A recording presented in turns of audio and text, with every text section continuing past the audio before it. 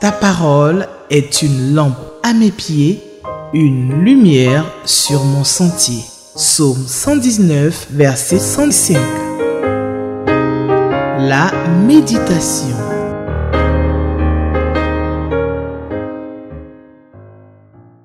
Ta parole est une lampe à mes pieds et une lumière sur mon sentier. Shalom, chers frères et sœurs. Merci pour votre présence à cette occasion d'écoute de la parole du Seigneur, ce temps de méditation qui nous est proposé par la Ligue pour la lecture de la Bible au travers de ce manuel de lecteur de la Bible, qui est donc un manuel qui nous permet qui nous propose un découpage des textes bibliques que nous puissions lire portion par portion chaque jour pour nous asseoir et lire et méditer, réfléchir sur ce que nous avons lu et bien entendu tirer des leçons, des applications pour notre vie quotidienne. Et je veux nous encourager donc à méditer et à méditer la parole du Seigneur. Shalom et que le Seigneur vous bénisse. Nous allons prier pour notre méditation de ce jour qui est tirée du livre d'Ésaïe, du prophète Ésaïe, chapitre 39, versets 1 à 8. Nous allons prier pour confier cette méditation entre les mains du Seigneur. Père Céleste, nous te rendons toute la gloire pour ton amour et ta fidélité. C'est toujours un moment agréable pour nous. Une grâce, une bénédiction spéciale pour nous d'avoir accès à ta parole, de pouvoir la lire, de pouvoir la méditer, d'en tirer des leçons pour notre vie, d'en tirer des conseils pour notre vie. Et nous voulons te rendre toute la gloire donc pour cette autre occasion que tu nous donnes. Merci d'être avec nous pendant ce temps de lecture, pendant ce temps d'échange. Béni sois-tu, Père Céleste, au nom de Jésus. Amen. Alors, comme je le disais tantôt, notre texte de ce jour est tiré du livre du prophète Ésaïe, Ésaïe chapitre 39, versets 1 à 8. Donc, c'est un chapitre de 8 versets, un très court chapitre. Et je fais la lecture donc dans la version Louis II. En ce même temps, Mérodach Baladan, fils de Baladan, roi de Babylone, envoya une lettre et un présent à Ézéchias, parce qu'il avait appris sa maladie et son rétablissement. Ézéchias en eut de la joie, et il montra aux envoyés le lieu où étaient ces choses de prix, l'argent et l'or, les aromates et l'huile précieuse, tout son arsenal et tout ce qui se trouvait dans ses trésors. Il n'y eut rien qu'Ézéchias ne leur fit voir dans sa maison et dans tous ses domaines. Ésaïe le prophète vint ensuite auprès du roi Ézéchias et lui dit: Qu'ont dit ces gens-là? Et d'où sont-ils venus vers toi? Ézéchias répondit: Ils sont venus vers moi d'un pays éloigné, de Babylone. Ésaïe dit encore: Qu'ont-ils vu dans ta maison? Ézéchias répondit: Ils ont vu tout ce qui est dans ma maison. Il n'y a rien dans ma maison, dans mes trésors que je ne leur ai fait voir. Alors Ésaïe dit à Ézéchias: Écoute la parole de l'Éternel des armées. Voici, les temps viendront où l'on emportera à Babylone tout ce qui est dans ta maison et ce que tes pères ont amassé jusqu'à ce jour. Il n'en restera rien, dit l'Éternel. Et l'on prendra de tes fils qui seront sortis de toi, que tu auras engendrés, pour en faire des eunuques dans le palais du roi de Babylone. Ézéchias répondit à Ésaïe: La parole de l'Éternel que tu as prononcée est bonne, car, ajouta-t-il, il y aura paix et sécurité pendant ma vie. Jusqu'ici notre lecture. Chers frères et sœurs, il y a un certain nombre de questions, bien entendu, que nous nous posons quand nous lisons ce texte. La première question qui nous vient à l'esprit, c'est de quoi parle ce texte? De quoi parlent ces versets? On peut dire que, en résumé, le texte est en train de nous parler des conséquences de l'imprudence d'un roi. Les conséquences de l'imprudence, le prix de l'imprudence. Ézéchias a été malade et en raison de ses prières, Dieu est intervenu et a même montré un remède naturel qu'on pouvait utiliser pour le soigner, pour qu'il soit guéri. Ça, le texte de Ésaïe 38, verset 21 nous en parle. Donc, à la suite de ce miracle remarquable, où Dieu a décidé de lui accorder encore des années, 15 ans de plus, cette nouvelle de guérison extraordinaire, remarquable, cette nouvelle s'est répandue presque partout. Et les nouvelles sont allées très très loin. Et même dans les royaumes étrangers, ils ont aussi eu la nouvelle de la guérison miraculeuse d'Ézéchias. Il souffrait de ce mal et il était même sur le point de mourir. Alors, peu de temps après avoir entendu parler de la guérison d'Ézéchias, le roi de Babylone va envoyer son propre fils et certains fonctionnaires de son gouvernement pour aller voir le roi Ézéchias. Ils lui ont transmis une lettre de la part du roi babylonien, mais aussi des cadeaux, un présent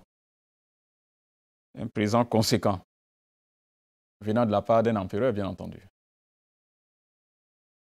Le problème ici, c'est qu'au lieu de parler de Dieu à ses messagers du roi de Babylone, de parler de ce que Dieu a fait pour lui, pour qu'il puisse retrouver la guérison, le roi Ézéchias va plutôt chercher à se glorifier de ses propres richesses et de son pouvoir. Et c'est ce à quoi il va se livrer. Donc, plutôt que d'utiliser cette occasion pour partager le message de la vérité, le message de la gloire de Dieu, le message de la toute-puissance du Dieu d'Israël, qui lui a prolongé la vie, bien entendu, il va rater cette occasion et plutôt se mettre à faire autre chose. Il va tourner plutôt l'attention des Babyloniens vers lui-même et vers sa propre gloire et la gloire de son royaume. Ça, c'est l'erreur grave que ce roi Ézéchias a commis, dont il est question, cette grande imprudence qu'il a commise. Et alors, l'une des questions qui me vient à l'esprit, c'est est-ce que cet exemple est à suivre ou à ne pas suivre? Vous êtes tout à fait d'accord que ce n'est pas un exemple à suivre, ce qu'il a posé comme acte. Vous savez, celui qui entre dans votre maison, parce que Ézéchias, dans sa joie, dans l'euphorie, il va montrer, comme le texte le dit, tout ce qu'il y a dans sa maison, tout son trésor, tout ce qu'il y a dans sa maison royale, dans la maison royale.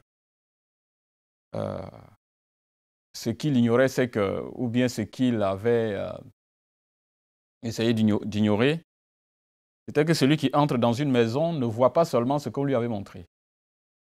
Quand quelqu'un entre dans votre maison, et à la limite un ennemi, parce que Babylone a toujours été ennemi d'Israël, même s'il y a un temps d'accalmie dans les relations, mais Babylone a toujours été un ennemi d'Israël.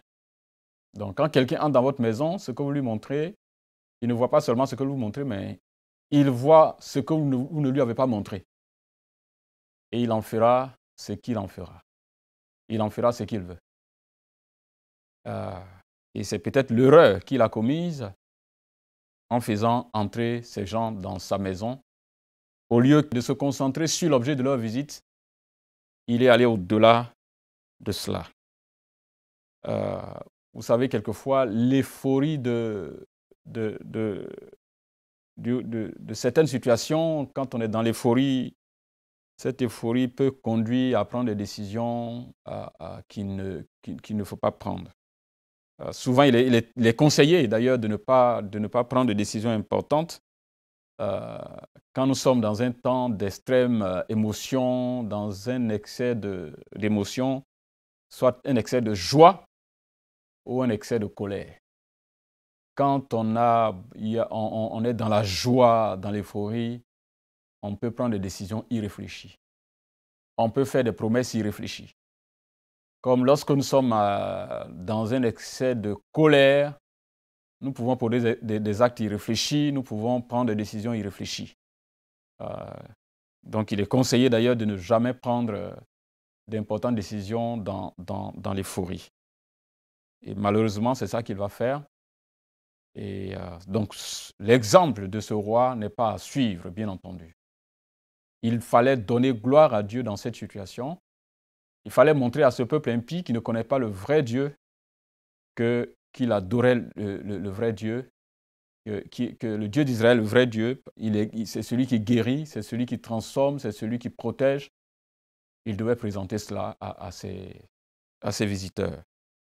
Et Ézéchias a raté cette opportunité que Dieu lui avait donnée pour parler à ses peuples, et il ne l'a pas fait. Il a raté en quelque sorte sa mission, une mission importante que le Seigneur lui a confiée et qu'il devait profiter de cette occasion qu'il avait pour présenter le vrai Dieu. Y a-t-il une vérité que ce texte est en train de nous présenter, que Dieu veut nous révéler ici? Quand nous lisons le verset suivant, le verset 6 et 7, voici ce que le prophète Ésaïe dit à Ézéchias.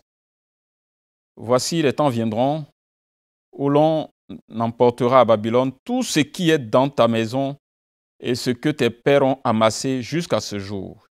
Il n'en restera rien, dit l'Éternel. Et verset 7, et l'on prendra de tes fils qui seront sortis de toi et que tu auras engendrés pour en faire des eunuques dans le palais du roi de Babylone.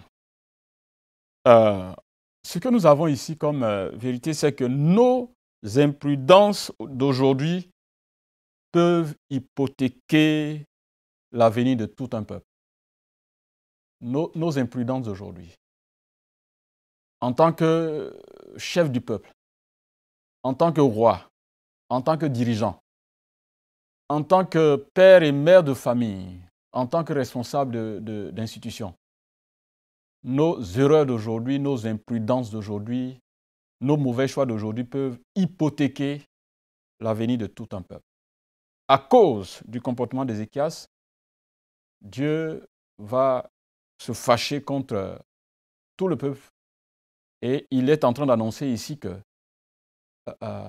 des choses difficiles attendent la descendante du roi. Ses fils seront déportés et tout ce qui est dans la maison sera emporté par le roi babylonien à cause, bien entendu, de cette erreur grave qu'Ézéchias est en train de faire. Donc, nos imprudences d'aujourd'hui, nos mauvais choix, nos mauvaises décisions, nos mauvaises attitudes actuelles peuvent mettre en péril l'avenir de tout un peuple, l'avenir de nos enfants. Et c'est pourquoi, pour chaque acte que nous avons à poser, dans une telle ou telle position de responsabilité, nous devons y réfléchir 7 fois avant de prendre de telles décisions.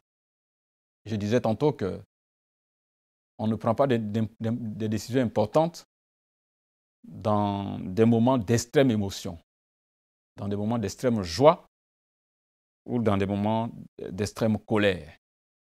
Nous avons dans le Nouveau Testament l'histoire de ce roi Hérode qui a mis en péril la vie de Jean-Baptiste quand il était prêt à proposer à sa fille, à la fille d'Hérodiade qui dansait, il était prêt à lui proposer donc tout ce qu'elle voulait. Et finalement, c'est la tête de Jean-Baptiste que cette jeune fille a réclamée.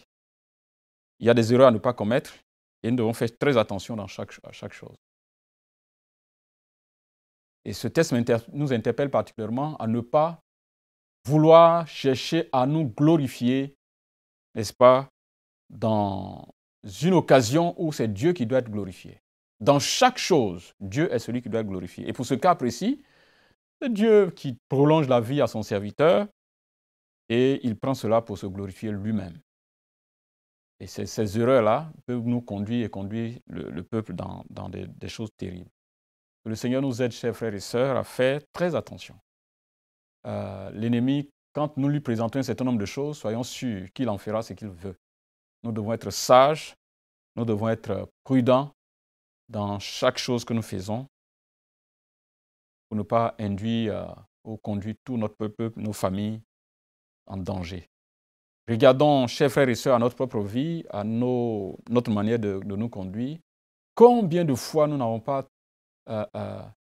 attiré la gloire qui revient au Seigneur dans beaucoup de choses, avec nos possessions matérielles, avec nos diplômes, avec toutes les grâces, les ascensions sociales que nous avons. Et très souvent, c'est plus nous-mêmes. C'est plus nous-mêmes.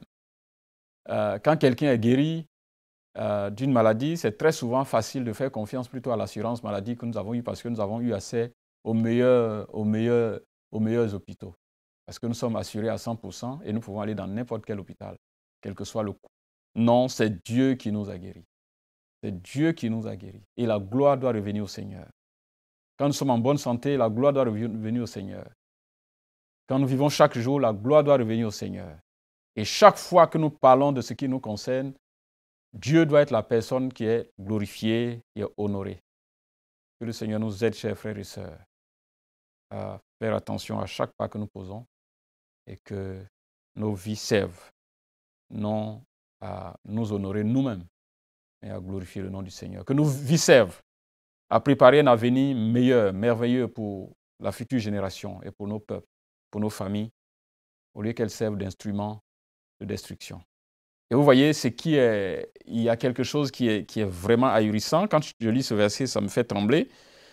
Que le roi Ézéchias, en réagissant au message d'Ésaïe, qu'il dise ceci. La parole de l'Éternel que tu as prononcée est bonne. C'est comme s'il accepte le message de Dieu. Mais il y a un élément qu'il ajoute qui fait trembler. Il dit que cette parole est bonne, car il y aura paix et sécurité pendant ma vie. Aïe, aïe, aïe. Il a commis un tel gaffe et il se sent plus tranquille que, en fait, la sanction qui a été annoncée ou le jugement qui a été annoncé ne tombera pas sur lui, ça ne sera pas en son temps, mais ce sera après lui. Il dit que lui, il vivra en paix, en sécurité pendant son règne et que c'est plutôt après lui que la sanction va tomber sur les gens qui viendront après. J'ai eu peur quand j'ai entendu j'ai lu ça, j'ai dit, mais comment un roi peut agir de la sorte?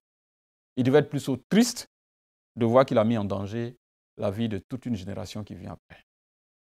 J'espère que ce n'est pas le cas pour nous, d'être heureux, de voir que plutôt ce n'est pas nous qui payons les conséquences de nos actes, mais c'est ceux qui viennent après qui payeront pour ça. Il y a beaucoup parmi nous, chers frères et sœurs, qui fonctionnent de la sorte.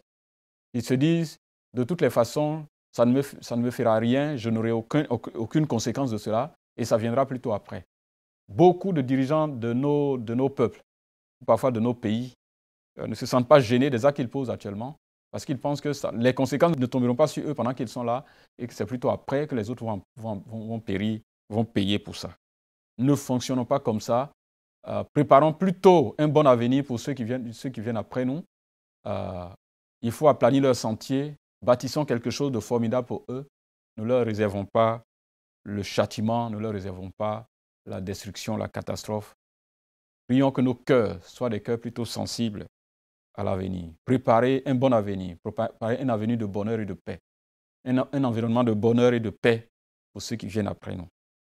Prions, chers frères et sœurs, le Seigneur, pendant que nous continuons à réfléchir sur ce texte. Nous prions le Seigneur. Père Céleste, nous voulons te rendre toute la gloire pour cette parole que tu nous as donnée. Seigneur, aide-nous à faire attention à chaque étape de notre vie, à chaque choix que nous faisons. Seigneur, nous voulons aussi te demander pardon. pour toutes les personnes dont nous avons mis la vie en danger à cause d'un mauvais choix que nous avons fait. Seigneur, nous te prions de nous aider à être prudents dans chaque acte que nous posons. Nous te prions de nous aider à ne jamais chercher à nous glorifier de ce que toi tu as fait pour nous. Non, Père Céleste. Nous te rendons toute la gloire au nom de Jésus. Amen. Merci, chers frères et sœurs, que le Seigneur nous bénisse. Ta parole est une lampe à mes pieds, une lumière sur mon sentier. Psaume 119, verset 105. La méditation.